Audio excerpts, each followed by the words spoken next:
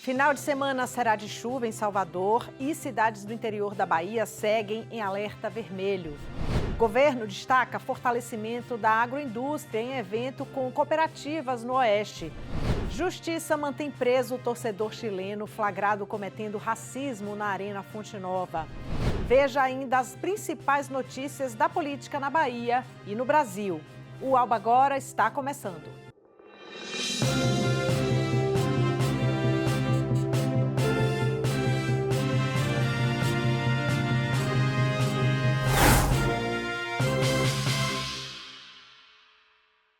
Olá, muito boa noite a todos. Sejam bem-vindos ao Telejornal Noturno do Legislativo Baiano. Hoje é sexta-feira, 27 de fevereiro. O sinal da TV Alba chega em 133 municípios da Bahia e na maioria das cidades você acompanha a nossa programação através do canal 9.2. Em Barreiras, no Oeste, o canal é 40.2, Luiz Eduardo Magalhães, 33.4. Aqui em Salvador e região metropolitana tem o canal 12.2 na TV aberta e o 16 na NET. E você também pode acompanhar tudo pelo canal da TV Alba no YouTube. Pode também participar do conteúdo do Alba Agora enviando mensagem para o número que aparece aqui na tela. Salva aí no seu celular, 719-9602-5318. Esse é o contato do WhatsApp do nosso jornalismo. As fortes chuvas que atingem muitas cidades da Bahia devem seguir durante o final de semana. Os dados divulgados pelo Instituto Nacional de Meteorologia e da Defesa Civil do Estado apontam que Salvador está em alerta laranja e as cidades do interior em alerta vermelho. Confira. As fortes chuvas registradas em diversas cidades do interior da Bahia causaram transtornos e prejuízos para a população dos municípios baianos. Muitas cidades ficaram destruídas. Os moradores do município de Cícero Dantas, localizado a cerca de 319 quilômetros de Salvador, e Barra, no oeste do estado, perderam objetos pessoais. O acesso a serviços públicos e às escolas públicas também foi suspenso. Já no extremo sul, as cidades de Porto Seguro, Teixeira de Freitas e Eunápolis estão com alerta vermelho. Por lá, a previsão de chuva é acima de 100 milímetros por dia. Existe ainda a previsão de chuva para Salvador no fim de semana. O volume na capital baiana pode atingir até 100 milímetros por dia e ventos de 100 quilômetros por hora entre esta sexta-feira e o domingo. O sinal de alerta na capital é laranja. A previsão do tempo para o decorrer deste final de semana aqui no nosso estado é de tempo instável e com chuvas em praticamente toda a Bahia. Essas chuvas estão sendo provocadas, na verdade, por duas situações meteorológicas. As ACAS atuando associado também a um sistema de baixa pressão. Vale destacar que esse sistema de baixa pressão poderá se tornar um ciclone extratropical e aumentar as chuvas aqui no nosso estado. Por meio de nota, a Defesa Civil da Bahia informou que segue atuando de forma contínua em todo o estado, diante das chuvas intensas registradas nas últimas semanas, e vem mantendo ações de monitoramento, prevenção e assistência humanitária aos municípios afetados.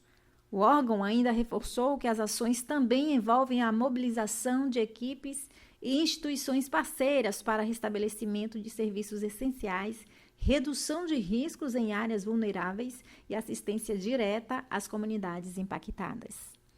Hora da gente conferir como vai ficar o tempo, então, amanhã, sábado, aqui em Salvador e também em algumas cidades do interior do estado que estão em alerta de muita chuva. Roda a previsão. A gente começa falando de Salvador, como é que vai ficar o tempo neste sábado aqui na capital baiana. Tem períodos de aberturas de sol, mas chove sim aqui em Salvador durante o dia. A temperatura mínima vai ser de 23 graus, a máxima de 31 graus. E a noite de sábado deve ser com chuva. Agora a gente vai conferir a previsão na cidade de Porto Seguro, no extremo sul da Bahia. Lá também chove, tem previsão inclusive de temporais, mínima de 24, máxima de 26 graus. A previsão de chuva lá é de mais de 90%. A gente passa agora para a cidade de Barra, no oeste baiano. Aberturas de sol no início da manhã, chuva também durante o dia, mínima de 22, máxima de 27 graus e deve chover à noite também lá em Barra. Vamos conferir agora a cidade de Cícero Dantas, na região Nordeste. Lá, tempo nublado, tem previsão de pancadas de chuva, deve diminuir a chuva em relação aos dias anteriores, né? Choveu muito aí na cidade, mas sim, chove à noite, mínima de 22, máxima de 27 graus. Para a gente encerrar agora, a gente vai para a cidade de Xique-Xique, onde choveu também muito essa semana na região Nordeste. Tempo com aberturas de sol, previsão de chuva lá na cidade, o volume também diminui esses dias, mínima de 22 e máxima de 27 graus. Muito bem, a Comissão de Integração Nacional e Desenvolvimento Regional da Câmara dos Deputados aprovou um projeto que define regras específicas para atender pessoas com deficiência ou mobilidade reduzida em situações de emergência e desastres. Confira todos os detalhes na reportagem da TV Câmara. Cerca de 4 milhões de pessoas vivem em áreas de risco no Brasil. Respostas rápidas e eficazes são esperadas da Defesa Civil em situações de emergência ou desastres naturais. Para pessoas com deficiência ou mobilidade reduzida que vivem nessas áreas, como em costas ou sujeitas a alagamentos, o risco é ainda maior. A Comissão de Integração Nacional e Desenvolvimento Regional da Câmara aprovou um projeto que define regras específicas voltadas para atender essas pessoas. Pelo texto aprovado, o Sistema Nacional de Proteção e Defesa Civil deverá criar protocolos para priorizar a identificação, assistência e proteção de pessoas com deficiência e dificuldade de locomoção. Entre as medidas está a criação de um cadastro de pessoas com deficiência e mobilidade reduzida nas áreas de risco para facilitar a localização e resgate. O deputado Tiago de Joaldo, do PP de Sergipe, analisou a proposta. Ele ressaltou o caráter preventivo do projeto. Tem muitos lugares, tanto em cidades quanto em zona rural, que estão localizados em área de risco, são áreas que têm frequentemente registrados desastres ambientais, desastres climáticos principalmente. A gente sabe da dificuldade que as pessoas com deficiência principalmente têm, né, de participar do processo de evacuação, do processo de resgate. E esse projeto de lei ele busca exatamente trabalhar antecipadamente, né, a política nacional voltada a se prever, inclusive a identificação de mapas onde é que existem pessoas com deficiências em lugares de riscos, para que antecipadamente a Defesa Civil possa preparar planos de evacuação específicos. A proposta prevê ainda que os abrigos temporários tenham acessibilidade, materiais informativos em braille e formatos digitais acessíveis, além de profissionais que atendam diferentes tipos de deficiência, disse o deputado. E aqueles lugares que poderão servir como local de concentração das pessoas evacuadas e resgatadas tenham acessibilidade, enfim, de uma forma que essas pessoas sofram menos quando essas situações difíceis acontecerem. Esse é o cerne do projeto, né? A gente entende como extremamente meritório, né? Foi uma honra para mim estar relatando ele aqui na comissão, né? A gente poder estar colocando isso agora à disposição da política nacional, antecipando problemas, né? Principalmente voltado para um público que já é naturalmente tão vulnerável. A Justiça converteu em preventiva a prisão do torcedor chileno flagrado cometendo ato racista durante a partida entre Bahia e O'Higgins pela Copa Libertadores na Arena Fonte Nova aqui em Salvador. Ele segue detido aqui na capital baiana. Um torcedor chileno de 27 anos foi preso em flagrante após ser flagrado imitando um macaco no setor destinado à torcida visitante da Arena Fonte Nova. Segundo as autoridades, os gestos foram direcionados a jogadores do Sport Clube Bahia que seguiam para o vestiário durante o intervalo da partida contra o O'Higgins, válida pela Copa Libertadores da América. O resultado, né, que a Justiça acatou, né, os argumentos da unidade policial, entendendo que caso ele fosse solto, ele poderia, né, atrapalhar a aplicação da nossa lei. Então foi decretada a prisão preventiva, ele então irá aguardar até o final do julgamento e, caso condenado, irá cumprir a pena aqui. Na manhã desta quinta-feira foi realizada a audiência de custódia e a Justiça decidiu converter a prisão em flagrante em preventiva. Com isso, o chileno continuará detido em Salvador, enquanto o caso segue sob investigação. Vai responder por crime de racismo. Então, agora, o trabalho da Polícia Judiciária, né, a Polícia Civil da Bahia já acabou e agora vai ficar a cargo da Justiça. O episódio reacende o debate sobre o racismo no futebol, tema que ganhou repercussão internacional após casos envolvendo o atacante Vinícius Júnior, vítima de ofensas racistas em competições na Europa. Diante deste cenário, a Polícia Civil reforça que existem canais específicos para denúncias e que situações de racismo devem e precisam ser enfrentadas com firmeza e responsabilidade. Nós temos uma especializada, que é a DECRIM, que tem um titular, doutor Ricardo Amorim, e caso há necessidade, a pessoa pode também fazer uma denúncia anônima através do 3235-0000, que é uma ligação anônima e gratuita, ou comparecer pessoalmente. Então, temos agido com bastante rigor nesse tipo de situação. O importante é que não devemos mais aceitar essa intolerância. O município baiano de João Dourado, na região de Irecê, ganhou o título de capital estadual da cebola. A homenagem é fruto de um projeto de lei do deputado Ricardo Rodrigues, do PSD, e tem como objetivo reconhecer a importância econômica, cultural e social da produção de cebola para o município e também para o estado, além de promover a valorização do agronegócio baiano.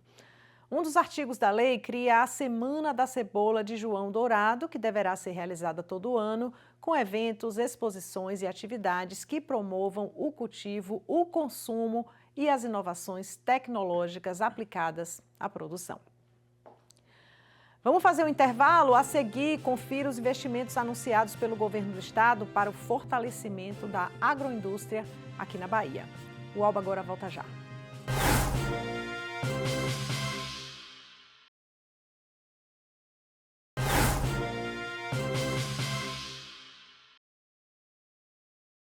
Estamos de volta com o Alba Agora desta sexta-feira, 27 de fevereiro. A CESAB começou hoje a distribuição da primeira remessa da vacina contra a dengue 100% brasileira, produzida pelo Instituto Butantan. O governo do estado vai enviar o imunizante aos 417 municípios baianos, seguindo os critérios de priorização estabelecidos pelo Ministério da Saúde. Um dos diferenciais dessa vacina é a aplicação em dose única. Na primeira etapa da vacinação, ela será voltada exclusivamente para profissionais da atenção primária à saúde do SUS, com idade entre 15 e 59 anos. Durante visita à cooperativa de produtores rurais no município de Luiz Eduardo Magalhães, oeste baiano, o governador Jerônimo Rodrigues falou sobre investimentos para o fortalecimento da agroindústria baiana. Durante a visita às novas instalações da Cooperativa de Produtores Rurais, a Copefarmes, o governador Jerônimo Rodrigues conversou com produtores e destacou detalhes do projeto para fortalecer a agroindústria da Bahia. Após viagem pela Ásia, o governador apontou possibilidades da abertura de novos mercados. Olha, eu acabei de chegar da Ásia, uma agenda muito importante.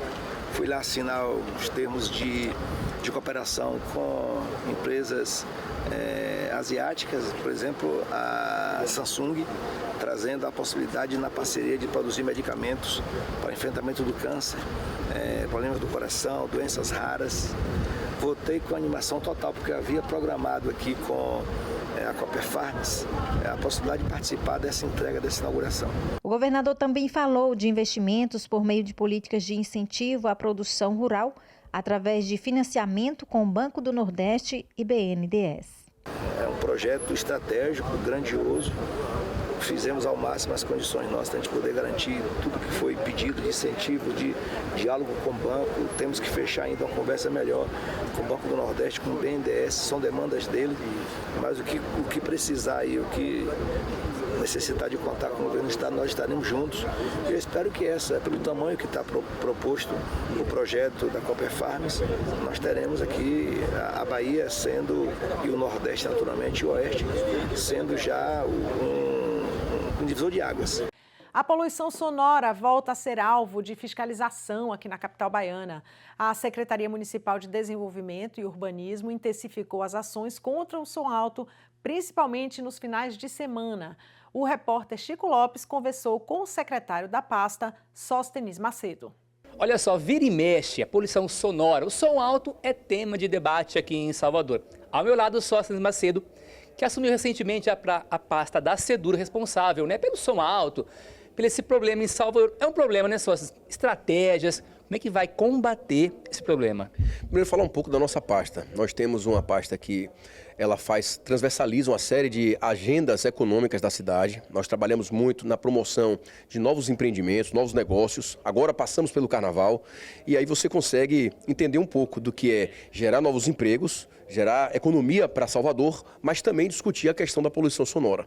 Nós temos uma equipe muito capacitada de homens e mulheres valorosos, técnicos, que fazem esse acompanhamento. Recepcionamos as denúncias e realizamos essas vistorias. Nos fins de semana, notadamente no período em que nós temos um acúmulo maior de solicitações, nós temos a Operação Celery, que consiste, além dos técnicos da própria SEDU, de outras pastas, não só do município, mas também de outros entes, a exemplo da Polícia Militar, que fazem essas batidas, essas vistorias nessas localidades. E observando irregularidades, obviamente, essas localidades são fiscalizadas e notificadas. Denúncia é importante, quem está em casa pode denunciar. Como é que faz para chegar até essa denúncia? Primeiro, dizer que o ideal é de que esses estabelecimentos não precisem passar pela denúncia. Busquem as orientações com as equipes da SEDUR, a fim de que sabedores de todas as normas, todas as legislações que são inerentes a essa pauta, possam estabelecer o uso dos seus ambientes, muitas vezes comerciais, de forma adequada. Agora, é claro, não acontecendo isso, as nossas portas de comunicação são aquelas dadas para toda a prefeitura, 156, ou mesmo na sede da nossa secretaria, que fica no edifício Tomé de Souza, na ACM. Como eu disse, o ideal é de que nós não precisemos esse tipo de expediente da fiscalização, que as pessoas possam entender que vivem em coletividade e que assim, em comunidade, devam ter estabelecimentos de regras de boa convivência. Não acontecendo, obviamente, nós estaremos lá presentes para garantir a harmonia da convivência em comum. Muito obrigado pelas entrevistas. Sucesso à frente da pasta. Abraço. À disposição sempre. Chama lá, a SEDU está presente. Obrigado. Bora dar uma olhada agora nas notícias que estão em destaque no site da ALBA, l.ba.gov.br. Confere comigo aqui, deputado Leandro de Jesus propõe política de apoio e orientação à gestante na Bahia. O que mais a gente tem em destaque no site? Projeto de Pedro Tavares estabelece diretrizes para cuidado integral a pacientes com Parkinson. Temos outra notícia aqui, deputado Luciano Ribeiro defende o seguro garantia em obras públicas. Outra notícia em destaque, a L.ba, deputada Ivana Bastos, propõe mutirão de reconstrução mamária no Hospital do Alto Sertão. E para a gente fechar aqui, girando as notícias, dia da conquista do voto feminino no Brasil é celebrado pela deputada Cláudia Oliveira. Para conferir todos os detalhes dessas notícias, acessem o site al.ba.gov.br, que é feito pela Assessoria de Comunicação da ALBA. O plenário da Câmara dos Deputados aprovou nesta quinta-feira a proposta que torna obrigatória a divulgação do serviço 180, Ligue 180, em toda notícia ou conteúdo informativo sobre violência contra a mulher em qualquer meio de comunicação. Confira todos os detalhes na reportagem da TV Câmara. O aumento de casos de feminicídio no país levou o plenário da Câmara a aprovar proposta que amplia os canais de atendimento de denúncias de violência contra a mulher. De acordo com o projeto, a central de atendimento Ligue 180 deverá ser divulgada de maneira obrigatória em notícias e informações relativas à violência contra a mulher difundidas em qualquer meio de comunicação. De acordo com a autora da proposta, deputada Talíria Petroni, do PSOL do Rio de Janeiro, a regra valerá para rádio, televisão, jornais impressos, portais digitais e redes sociais. Quando uma violência doméstica ou uma violência contra a mulher ela é apresentada numa notícia, ou nas plataformas, nas redes sociais, ou na rádio, ou na televisão, aquela mulher que está sentada ali no sofá, às vezes é aquele momento em que essa mulher se encoraja para denunciar. E, nesse sentido, garantir que sempre que a violência contra a mulher for noticiada, o canal de denúncia, que é 180, possibilita essa mulher de se levantar e denunciar, isso é fundamental. Tem uma consequência concreta ali na ponta, em especial no interior do Brasil, onde às vezes essas violências se aprofundam, são mais graves e invisibilizadas. A relatora da proposta no plenário, deputada Camila Jara, do PT do Mato Grosso do Sul, reforçou a necessidade de ampliar a divulgação de canais de atendimento às mulheres que querem denunciar casos de violência. Se a sociedade e o tempo que nós nascemos ainda nos impõe lugares como esse, nós optamos por transformar essa realidade. e fazer projetos como esse, no tempo onde todas nós decidimos nos levantar e dizer não, nós não seremos mortas pelos simples fatos de ser mulheres. Não, nós iremos encorajar outras mulheres a se levantarem e falarem sobre as violências que elas sofrem nos cotidianos. O presidente da Câmara, deputado Hugo Mota, do Republicanos da Paraíba, destacou que o projeto está no âmbito do Pacto Nacional Brasil contra o Feminicídio, ação que une os 3 poderes da República no combate a esse tipo de violência. Esse pacto foi assinado pela Câmara, pelo Senado, pelo Poder Judiciário, com o Poder Executivo. É, sem dúvida alguma, na minha avaliação, talvez uma das medidas mais felizes que nós tivemos na história recente do nosso país, e nós vamos não só cumprir aqui a nossa obrigação do pacto, mas estarmos trazendo matérias como essa, que sem dúvida alguma na prática ajudam a podermos garantir às nossas mulheres a condição de evitar que a violência da mulher possa persistir e possa ser uma chaga que infelizmente nós temos ainda na sociedade brasileira. O presidente Lula bateu o martelo sobre o futuro do ministro Fernando Haddad na política. Veja essa e outras notícias que foram destaque nesta sexta-feira na política da Bahia e do Brasil no Giro Político. O prefeito de Salvador, Bruno Reis, participou da inauguração da Arena do Alto do Sobradinho, no bairro da Federação, na rua Pedro Gama. O equipamento é o 96º campo com grama sintética, entregue pela atual gestão e integra a política municipal de ampliação de espaços esportivos gratuitos na capital baiana. Durante a cerimônia, o prefeito ressaltou que Salvador é a cidade com mais arenas gratuitas com grama sintética no Brasil e que esse ano pretende iniciar com pelo menos outras 40. O presidente Luiz Inácio Lula da Silva informou a aliados que encaminhou o acerto com o ministro da Fazenda, Fernando Haddad, para que ele seja o candidato ao governo de São Paulo. Aliados do ministro acreditavam que a recente viagem à Índia e à Coreia do Sul, na qual Haddad acompanhou Lula, poderia ajudar a reduzir a resistência do ex-prefeito paulistano em disputar novamente o governo de São Paulo. Lula vê Haddad como o principal nome para liderar seu palanque no maior colégio eleitoral do país.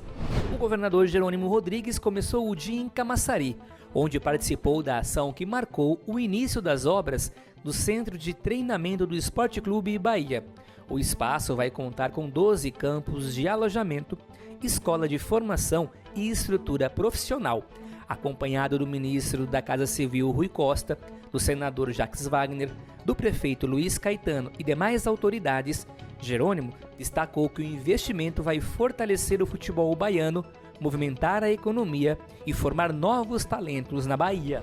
A deputada estadual Fátima Nunes começou a sexta-feira reunida com representantes do município de Monte Santo. Na pauta foram tratados empreendimentos importantes da agricultura, melhoria para calçamentos dos povoados e da sede, limpeza das aguadas. O encontro contou com a participação da prefeita da cidade, Silvânia Matos, a deputada federal Elisângela Araújo, vereadora Adriana e do coordenador da Aresol, Luiz Costa. A deputada estadual Ivana Bastos anunciou que após solicitação do seu mandato, foram autorizadas 2 obras de extensão de rede de abastecimento ao município de Guanambi, no sudoeste baiano. A ação vai beneficiar moradores das localidades de Berimbau e Vargem Bonita. Os serviços vão contar com 2.460 metros de tubos para atender 23 famílias. Nas comunidades de Caraíbas, serão utilizados 3.570 metros de tubos para atender 20 famílias. Ivana destacou que a água de qualidade garante mais saúde, dignidade e melhor qualidade de vida aos munícipes. E assim a gente encerra o Alba Agora desta sexta-feira. Para você ter mais informações sobre todos os programas daqui da TV Alba, acesse o nosso site alba.tv.br. E siga também as nossas redes sociais e o nosso canal no YouTube. Lá, inclusive, você vai encontrar todo o conteúdo da TV. Lembrando para você, a reprise do Alba Agora passa à meia-noite. Um excelente final de semana a todos. A gente volta a se encontrar na segunda-feira. Até lá, um bom descanso. Tchau, tchau.